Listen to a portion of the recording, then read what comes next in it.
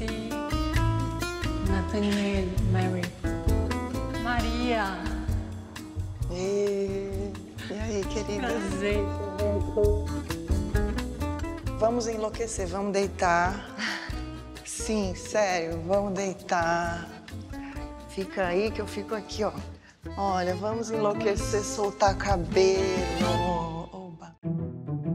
Eu sempre gostei das câmeras e sempre gostei de uma boa conversa. Aqui é a entrada da casa de Vitorino.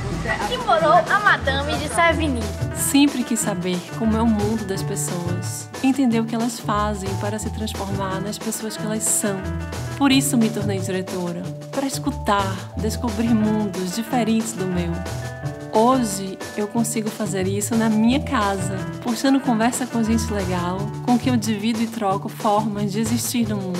Amigos, de cá e de lá do oceano, batendo um papo livre e íntimo sobre suas histórias e desejos. Como isso começa? Sempre com um convite. Passa lá em casa.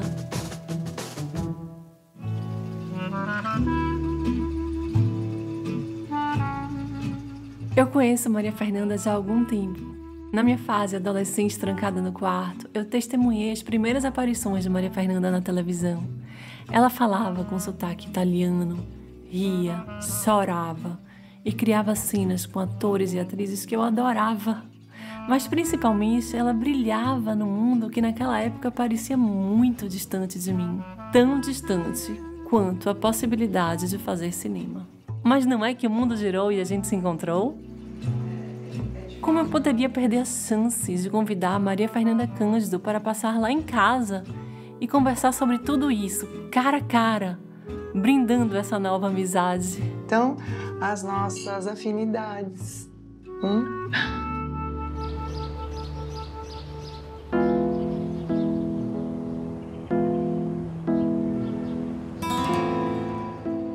Quais são as outras artes que você se identifica? Eu gosto de danças, da dança clássica à dança contemporânea, eu gosto das danças étnicas, eu gosto de danças de salão. Então a dança sempre foi uma coisa muito presente assim na minha vida, na minha trajetória. E como é que o Zouk entrou na sua vida? Quando eu era adolescente, isso é uma coisa muito antiga. Essas várias danças de salão, você vai ver que existe a comunidade que dança tango, a comunidade que dança salsa, a comunidade... Então, são grupos que se reúnem para dançar. É muito gostoso. E aí, essa comunidade do Zouk em São Paulo, ela era bem forte, ela era bem grande.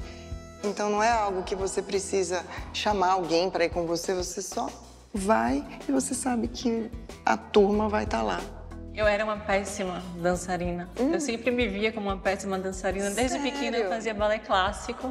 E eu me via totalmente desincronizada. E eu descobri recentemente um estilo de dança que se chama Gaga Dance. Que foi criado por um israelense, um grupo Baseva. Aí eu tive a sensação, eu sei dançar.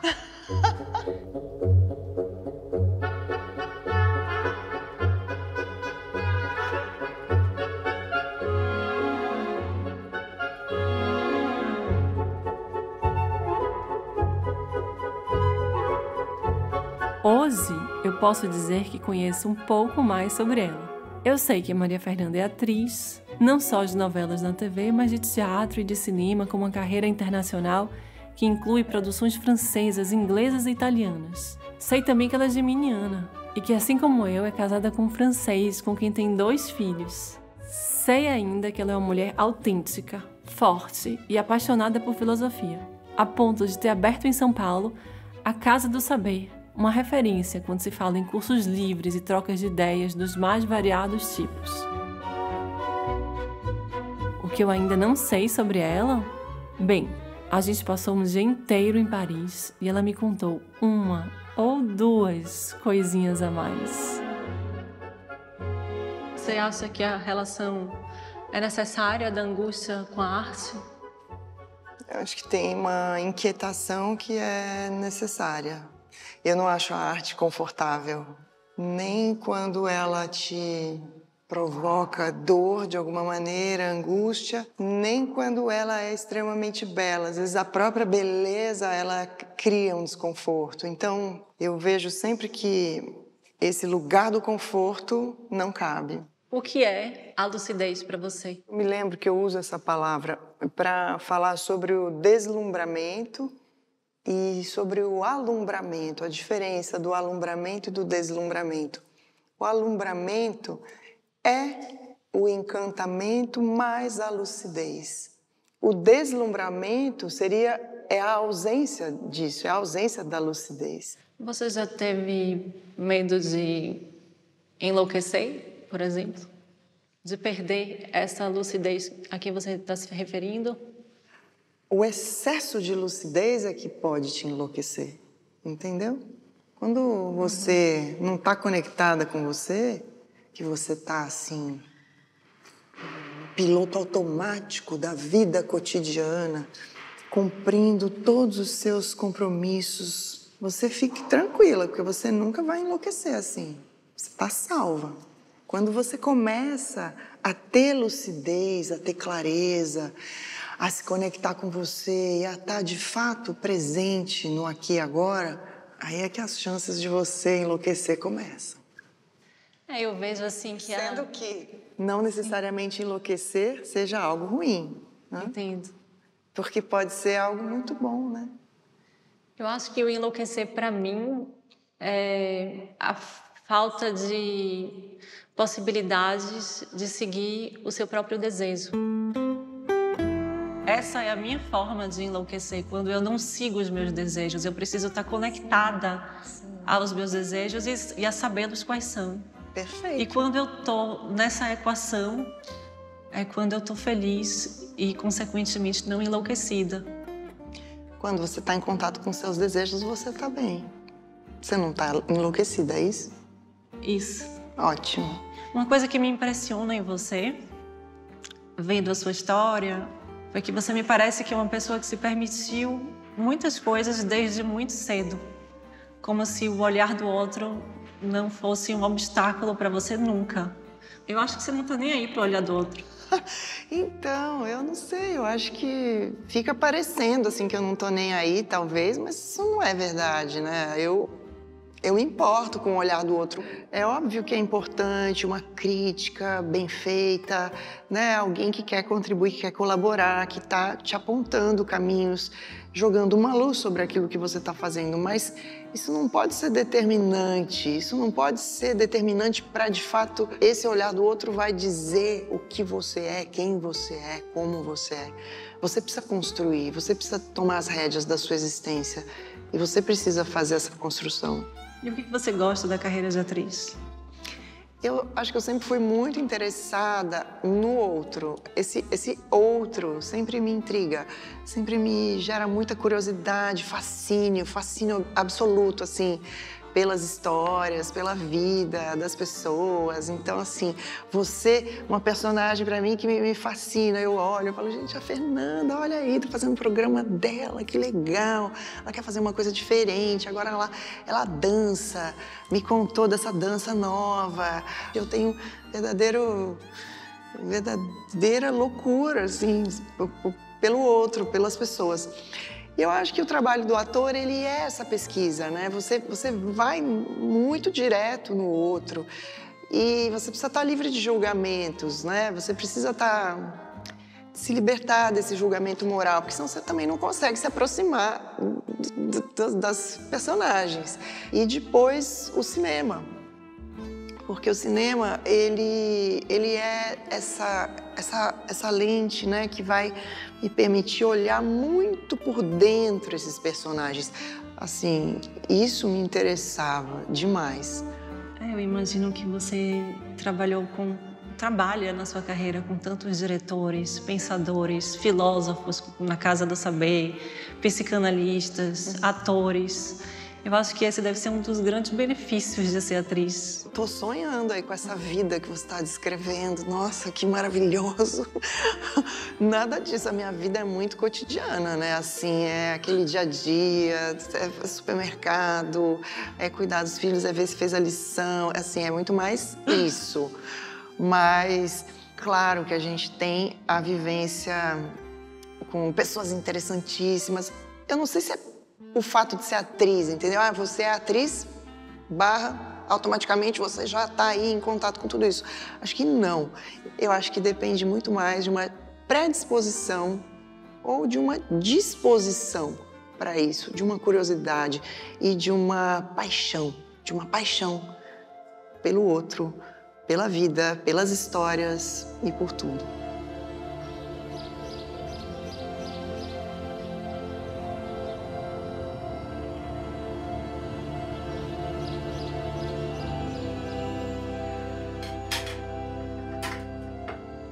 Eu vou ganhar uma salada, a salada que eu mais adoro, de abacate. Eu acho que o que me faz me identificar com as pessoas, eu consigo detectar isso, é uma certa conexão que elas têm com a subjetividade delas. Uma boa análise, porque explica um pouco, né, as afinidades. Você precisa disso?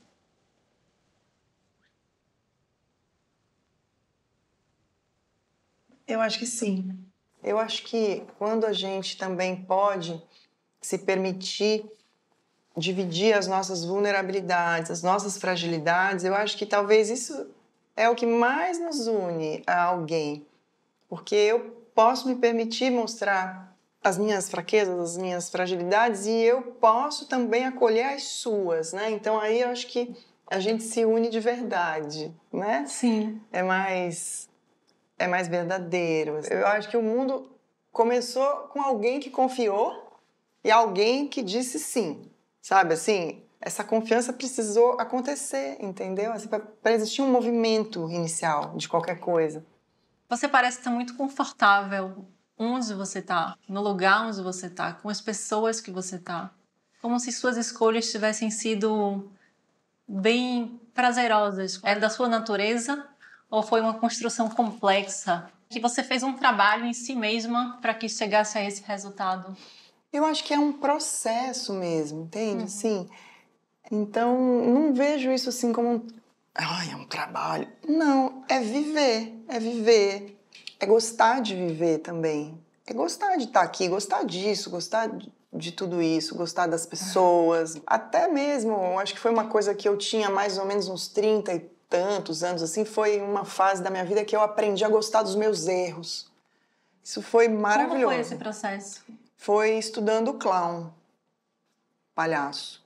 Porque eu acho que eu fui criada estudando sempre em escola muito difícil, muito exigente, sempre buscando sempre excelência de notas, de resultados, assim, esse tipo de formação. Foi muito boa para mim, não me fez mal, mas eu precisei depois aprender a gostar também dos meus erros, entendeu? Acolher os meus erros como coisas muito preciosas e maravilhosas. É um movimento de contracultura, é um ato de rebeldia até. Muito libertador, assim eu diria, transgressor.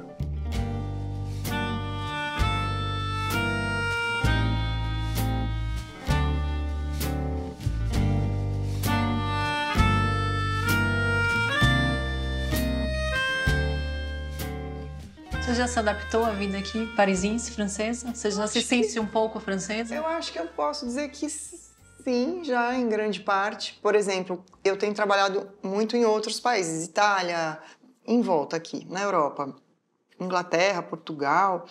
E quando eu volto, eu chego no aeroporto daqui, eu sinto assim, né? Assim, eu cheguei em casa. Mas uma coisa que eu acho bem legal é a sensação, assim, de você não precisar pertencer a um lugar. Não precisar escolher uma identidade, sabe? Você simplesmente pertencer ao mundo. Eu acho isso bonito. Eu sou brasileira, entende? Se for falar em raiz, a minha raiz está lá. É onde eu cresci, onde eu estudei, onde eu me formei.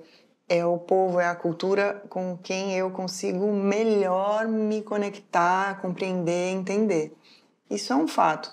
Fora isso, eu sou uma cidadã, entende? Que pode estar em qualquer lugar, assim. Eu gosto disso. Eu adoro fazer, por exemplo, filme na Itália. Eu gosto daquela cultura, eu gosto do jeito que eles se aproximam do cinema, de como eles fazem aquele cinema que não tem nada a ver com o que os franceses fazem. Sim. São coisas tão diferentes e nós, brasileiros, também somos uma outra coisa. É mais desafiador porque você precisa se disponibilizar a entender a dinâmica daquele funcionamento. E aí você entra nessa dinâmica como um jogo. Você precisa entender o jogo para você jogar, para você brincar com as pessoas. Isso para mim é muito prazeroso. Que amorzinho que você é, ó, bebê, muito carinhoso. Eu vi que você participou na época da pandemia de vários debates online sobre as questões do feminino. Sim. Que direções você acha que a gente está indo? E essas discussões, esses caminhos novos afetam as suas escolhas profissionais? Agora, por exemplo, recentemente você fez parte do recital dramático de Clarice Lispector. Tem a ver com essa aproximação, com esse mergulho nesses temas? A gente está discutindo, né, o feminismo, o machismo. O machismo é a base da nossa sociedade, então não tem nem como você discutir machismo, feminismo, se você não olhar de fato para a vida, como ela acontece hoje. E se você começa a olhar para trás um pouco, você vai fazendo esse exercício, você vai vendo que mesmo a democracia grega, que é tão celebrada, e sim, deve ser mesmo, e graças a Deus que ela, né, foi feita para os homens. As mulheres não participavam dessa democracia. Mulheres, crianças, escravos. Aí a gente entra na era cristã, e aí você vai ter toda a Idade Média. E a igreja, de certa maneira, também criou uma imagem do feminino que colocou as mulheres assim nessa armadilha, né? Uma espécie de armadilha, porque a mãe é a virgem. E é muito difícil de você dissociar a imagem de uma mãe da própria questão sexual, porque não existe um filho sem o sexo. Como, entende? Assim, então, o peso, né, dessa cultura, o peso de tudo isso, a gente vem carregando há muito tempo. E eu já ouvi alguns pensadores, né, porque a gente vai ouvindo e tal, dizendo que a narrativa hoje está já mais nas mãos das mulheres, coisa que há muitos séculos não estava. Você já pensou sobre isso? O que você seria se você não fosse atriz? Se eu pudesse escolher e tal, eu adoraria ser pianista, uma coisa que eu amo. Eu acho que seria, talvez, tenho dúvidas quanto a isso, mas talvez eu pudesse ser uma boa professora. Eu acho que eu gostaria muito de ser professora.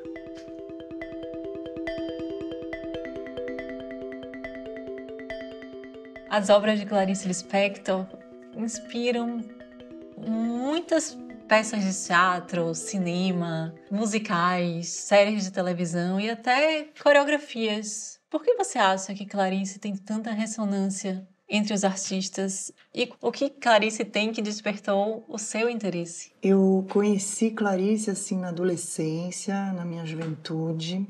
É uma literatura que fala muito diretamente para nós, mulheres, que vivemos e que, enfim, vivemos as alegrias e as dores de ser mulher nesse mundo. Tem também uma coisa que não é tão evidente, porque a gente, quando fala de Clarice, é um mergulho para dentro de si, e é tudo isso, mas existe também um olhar para o outro. Tem ali as questões sociais que são abordadas, e não é abordado de maneira panfletária. Então, se você fizer uma leitura bem atenta, né, da Paixão Segundo GH, por exemplo, você vai entender que ela, para começo de conversa, ela está num apartamento, uma cobertura no Rio de Janeiro, e ela diz: eu vou arrumar o meu apartamento. Por quê? Porque a empregada foi embora no dia anterior.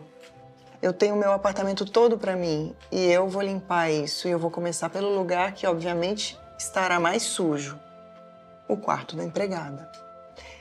E a hora que ela entra no quarto da empregada, ela se dá conta de que o quarto está limpíssimo. É o local talvez mais limpo do apartamento inteiro. O livro, ele vai se aproximando da gente, que é o leitor, através dessa questão. É no quarto de empregada que tudo acontece. Essa empregada é uma mulher negra, de quem ela não lembrava nem o nome. E aí ela vai encontrar essa barata. E essa barata será chamada por ela de imundo, grotesco, nojento. Por um átimo, ela não mata essa barata, porque ela olha para os olhos da barata. E o fato de olhar para os olhos dessa barata e se conectar com os olhos da barata faz com que ela não mate essa barata. E aí ela vai reconhecer nessa barata os olhos negros de ônix como joias, ovários férteis, asas avermelhadas, cor de ferrugem, antenas que brilham, cílios e cílios e cílios. E aí que ela vai fazer esse reconhecimento também desta mulher africana como sendo uma rainha africana. Com relação a GH, eu percebo que ela tem uma vulnerabilidade incessante, assim. Ela tem a certeza de que o mundo não está pronto e tem essa dificuldade de lidar com a desorientação, com o desconhecido. Para mim é doloroso esse processo que ela passa. Mas eu acho que é também. Eu acho.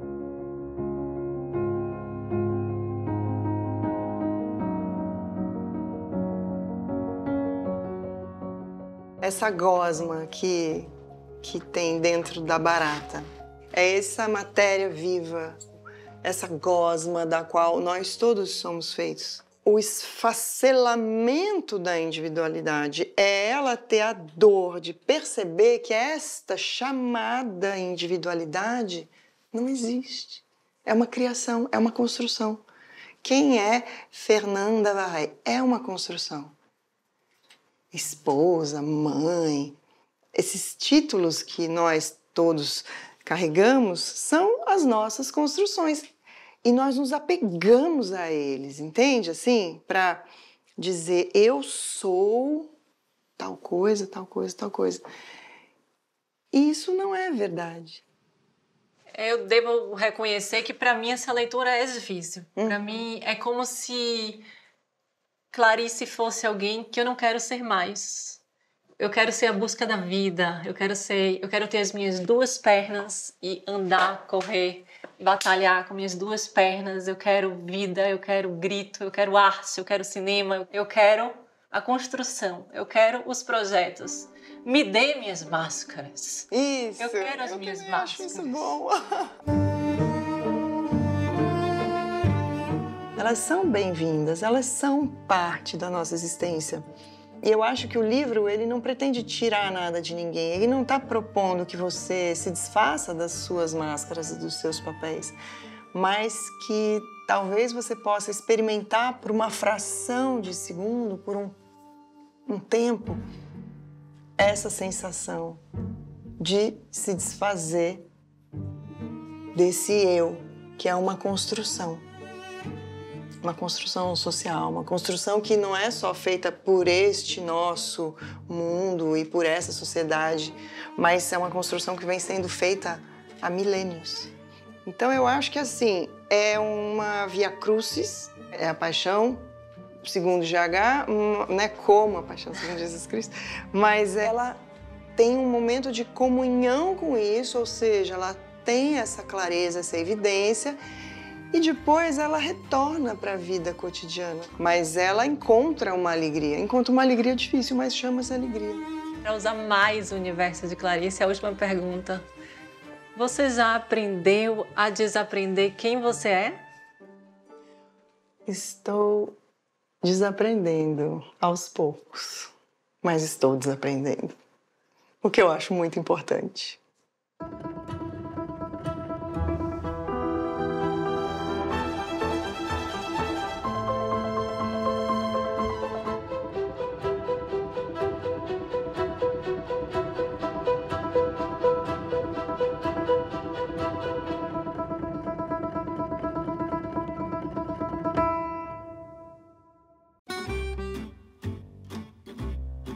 você está gostando do conteúdo do canal, se inscreve, comenta, deixa seu like.